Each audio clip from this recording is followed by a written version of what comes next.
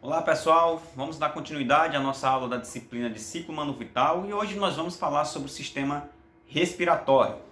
Então o nosso sistema respiratório ele é um conjunto de órgãos que são responsáveis aí, principalmente por garantir as nossas trocas gasosas, gás carbônico, oxigênio por gás carbônico e vice-versa.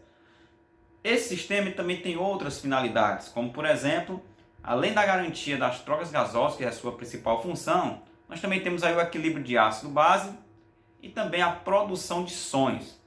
Então esse órgão, esse sistema, ele tem aí duas divisões. Uma parte superior, que envolve as vias aéreas superiores, que nela encontram-se vários órgãos que vão ser responsáveis por receber o ar que inspiramos e os conduzi-los até as vias aéreas inferiores, lá nos nossos pulmões, onde nós vamos encontrar os brônquios, os bronquíolos, e as suas ramificações vão formar os alvéolos pulmonares, onde vai ocorrer essas trocas gasosas. Tá? Então, vamos falar aqui um pouquinho sobre as vias aéreas superiores. Então, nas vias aéreas superiores, nós vamos encontrar o nariz, é o primeiro órgão do sistema respiratório que vai receber o ar que inspiramos, composto por duas cavidadezinhas, que é a cavidade nasal. Elas é que vão receber esse ar e ser responsável por umedecer, filtrar esse ar, também servindo de barreira de proteção contra sujidades, impurezas. Nessa imagem, nós temos melhor aqui a cavidade nasal, o nariz juntamente com a cavidade nasal. E onde eu estou apontando o dedo aqui, nós temos o que nós chamamos de conchas nasais, essa região superior, e nós também temos as conchas nasais inferiores, juntamente com os seus seios, Então, nessa região, estão com a vista lateral aí dessa cavidade, essa região superior do sistema respiratório aqui no nariz, a primeira parte onde eles vão deixar o ar mais úmido, e também aquecê-los e também já servir de proteção, garantir aí que não venha micro-organismo juntamente com esse ar, para que esse ar ele possa ser conduzido até a nossa faringe, A faringe, ela já é uma cavidadezinha, uma região, que é um órgão que vai se comunicar com laringe, também se comunica aqui com a cavidade nasal, tá bom?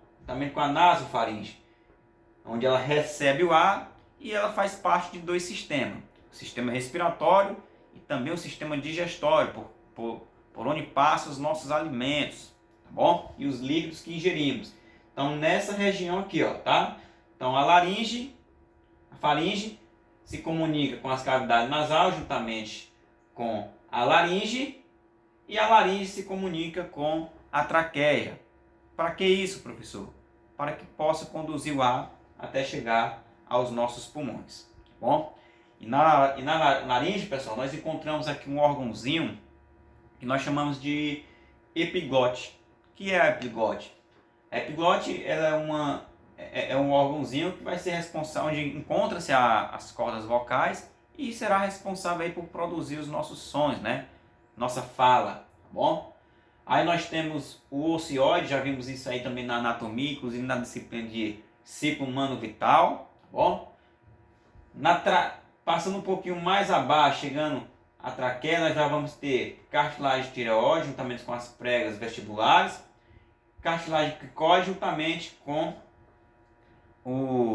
vários anéisinhos que são postos na traqueia, Esses anéis eles servem para que esse tubozinho traqueal ele não venha colabar, tá bom? Tem uma outra imagem que mostra aqui para vocês. Então a laringe ela se comunica com a traqueia. Então o ar que veio lá das vias aéreas superiores chega até as vias aéreas inferiores. Já inicia aqui, Traqueia. A traqueia ela é um tubo composto por vários anéis, em média 15 anéis, A gente compara muito a traqueia com aquele aspirador de casa, vocês percebem que aquele tubozinho por onde a poeira vai passar, Elas têm vários anéis. Para que servem aqueles anéis? É para que aquele tubo ele não venha colabar, tá bom? Então a traqueia tem vários anéis aí e ela vai se ramificar na sua parte inferior para dar origem ao que a gente chama de brônquios, que são tubos, que são ramificações da traqueia. E esses brônquios eles vão também se ramificando, né, em tubos menores, que nós vamos chamar de bronquíolos, tá bom? E esses bronquíolos vão se ramificando. O que é se ramificando, pessoal? Dando origem a outros, tá bom? Então, as ramificações desses bronquíolos, eles dão origem aos alvéolos pulmonar. Nada mais é comparado que um cacho de uva, né? Então, os alvéolos pulmonares são como se fosse cacho de uvas que vão receber o ar. Nele passa vasos sanguíneos que, por um processo de difusão passiva, está aqui os alvéolos pulmonares, chegam os vasos sanguíneos. Lá no vaso sanguíneo tem sangue que veio lá do coração, pobre em oxigênio, rico em gás carbônico. Então, por esse processo de difusão, tira gás carbônico do vaso sanguíneo, entra para dentro dos alvéolos, sai O2 dos alvéolos pulmonares e entra para dentro dos vasos sanguíneos, como eu mostro nessa imagem. Então, aqui é uma imagem o qual mostra os alvéolos pulmonares. Então, quando inspiramos, puxamos o ar, ele chega até essa parte inferior, que é das vias aéreas, né, do nosso sistema respiratório. Então, ele se enche de ar, preenche de ar, e aí eles são inervados aqui, né? Eles são compostos por vários vasos sanguíneos que trazem o sangue lá do coração. Então, sangue pobre em oxigênio, rico em CO2. Então, ele tira CO2 por um processo de difusão passiva, manda CO2 para dentro dos alvéolos e sai O2 dos alvéolos e manda para dentro dos vasos, para que esse sangue rico em oxigênio ele seja conduzido, né, aos átrios esquerdo e ventrículo esquerdo do nosso coração, e aí através da sístole ele enviar esse sangue rico em oxigênio para todos os nossos órgãos e tecidos. E aqui nós temos o pulmão, né? Nós temos dois, um direito e um pulmão esquerdo, né? O pulmão direito ele possui aí três lobos. Os pulmões ele também é composto por uma pleura, tá bom? São órgãos responsáveis por garantir essa troca de oxigênio, né? Como mostra aqui nessa outra imagem, lá nos alvéolos pulmonares. Então, sai CO2 e entra O2 para dentro dos vasos. E esse processo ele é feito a partir do que nós chamamos de ventilação pulmonar, por dois movimentos, inspiração e expiração. Então, na inspiração, como mostra na imagem, os músculos intercostais, esses músculos que ficam na nossa caixa torácica, né, eles vão aí contrair, né, o volume aumenta, diminui a pressão interna para que o ar ele possa entrar. E depois, na expiração, os músculos relaxam, o diafragma ele também relaxa, diminui para que o ar ele possa sair, né, por esse processo que nós chamamos de inspiração e expiração. Nós vamos mexer aí, pessoal, quem é da radiologia, né? Vocês são da radiologia, vocês vão mexer muito com algumas patologias que são diagnosticáveis através de exames de raio-x. Inclusive, no nosso sistema respiratório, nós temos algumas patologias que são comuns e que vai ser muito comum no dia a dia de vocês, né? Vão encontrar muito, vão brincar muito. É o que a gente chama de pneumonia e efizema pulmonar. São doenças do nosso trato respiratório.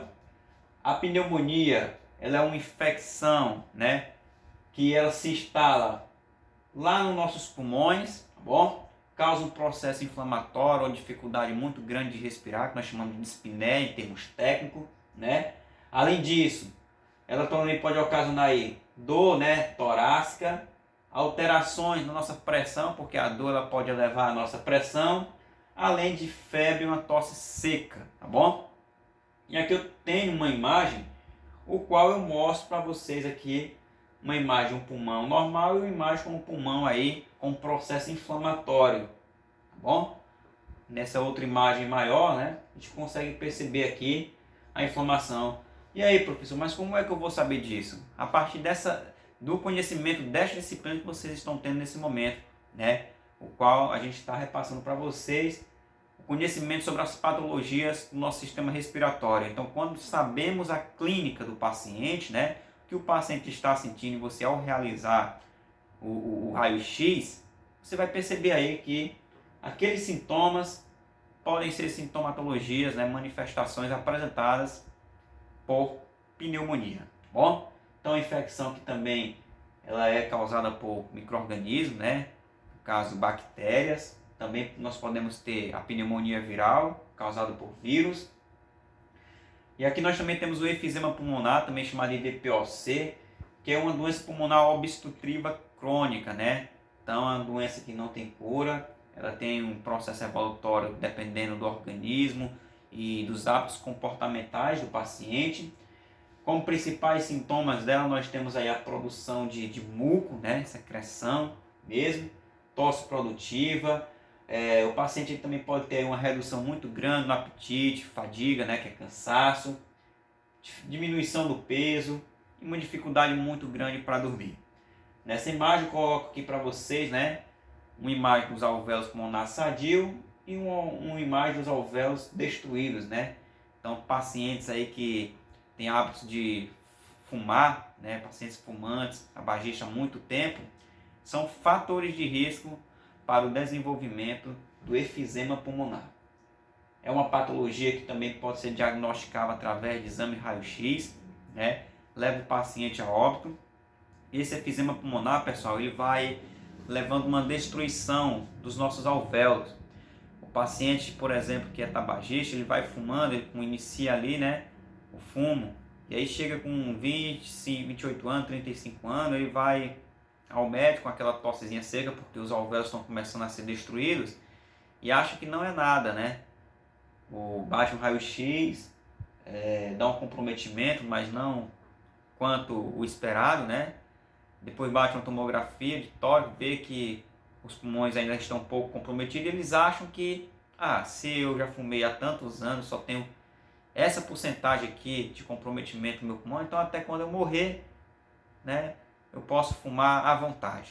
Né? Quando eu chegar na idade certa de morrer, então... Só que acontece, o tabagismo, né, possui algumas substâncias que ela pode evoluir muito rápido o quadro clínico do paciente. Então quando o paciente está com mais de 35 anos, 40 anos, tendo aí os seus 10, 8 ou 15 anos, né, que ele realiza essa prática, essa doença, o que ela demorou a evoluir de 8, 10 ou 15 anos, ela pode evoluir muito mais rápido na idade, em apenas um ano ou menos.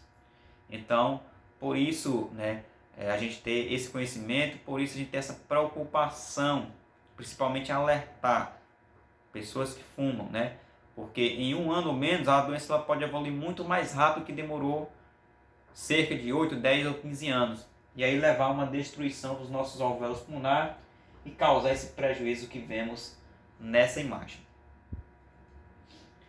Uma doença que é bem comum também é o que a gente chama de rinite, que é uma inflamaçãozinha, né, nas nossas mucosas que reveste as nossas narinas e são responsáveis por umedecer o nosso ar, né? Então ela pode ser de causa, né, bacteriana, causada por bactérias, ou viral, causada por vírus. Além de uso de algumas substâncias que são vasoconstrictores, medicamentos, né? E também alergias, tá bom? Então na rinite nós temos aí como principal sintoma prurido, tá bom? Que é uma coceirinha, coriza, que é aquela saída daquela secreção da nossa mucosinha traqueal, espirro e também congestão nasal. E a sinusite, aquele tipo de inflamação que inflama os nossos seios nasais e deixa a nossa face com aquele peso, né? Então, uma das medidas que eu coloco muito para os alunos é você pegar os dois dedos e fazer esse processo aqui, né? Que é para diminuir mais aí esse peso, né? Por conta que esses seios eles ficam obstruídos, cheios de secreção, né? Então, outras causas aí que nós podemos encontrar são pacientes com desvio de septo, né, que causa esse acúmulo de secreção nos seios nasais, produção excessiva, né, em consequência de um resfriado, de uma gripe que que a pessoa pegou. E aí, como principal sintoma, nós temos aí, né, pressão, dor em região da face, próximo ao zigo mágico, né, e secreção purulenta que sai pelo nariz. Essa foi a nossa aulazinha básica de sistema respiratório. No próximo vídeo nós vamos falar sobre o sistema digestório, tá bom?